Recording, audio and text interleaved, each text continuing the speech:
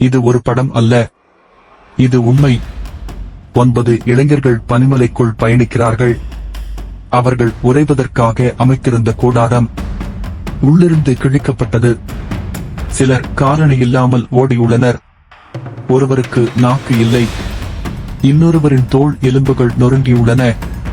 பின் எதுவும் விளக்கப்படவில்லை.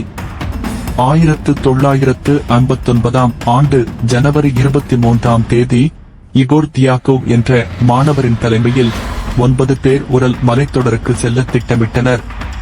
அவர்கள் நோக்கி சென்ற மலைக்கு செல்ல வேண்டாம் என்கிற அர்த்தம் கொண்ட பெயர் இருந்தது. ஆனால் அவர்கள் கவனிக்கவில்லை. அவர்கள் சிரித்தபடியே ஒளிப்படங்களை எடுத்தபடியே பயணத்தை தொடர்ந்தனர். பிப்ரவரி 1 தேதி இரவு அவர்கள் கடைசி முறையாக கூடாரம் அமைத்தனர். அந்த மலை பழங்குடியினரால் மரண மலை என்று அழைக்கப்பட்டது. அந்த இரவில் அவர்கள் கூடாரம் உள்ளிருந்து கிழிக்கப்பட்டது. அவர்கள் பரிதவிக்கும்படி கண்ணாடி, மேல் உடை, காலணி எதுவும் இன்றி பனிக்குள் ஓடியுள்ளனர். ஏன், யார், எதற்காக என்பது எவருக்கும் தெரியவில்லை. சில வாரங்கள் கழித்து தேடுபடை தொடங்கியது. முதலில் 2 உடல்கள் காட்டருகில் கிடைத்தன. உணர்ச்சி சோர்வு நிறைந்த முகம், கைகளால் பனியை இறுக்கி பிடித்திருந்தனர். பிறகு மற்றவர்கள். ஒருவர் தலையில் கொடூரமான பிளவு, மற்றொருவருக்கு நாக்கு, கண்கள் இல்லை. வெளிப்புற காயங்கள் எதுவும் இல்லை. எதிர்ப்பும் இல்லை. விசாரணை பல கோணங்களில் நடந்தது. சிலர் கூறியது பனிச்சரிவு. ஆனால் சடலங்கள் விலகி கிடைத்தன. சிலர் சந்தேகித்தனர் ரஷ்ய ராணுவ ரகசிய ஆயுதம்.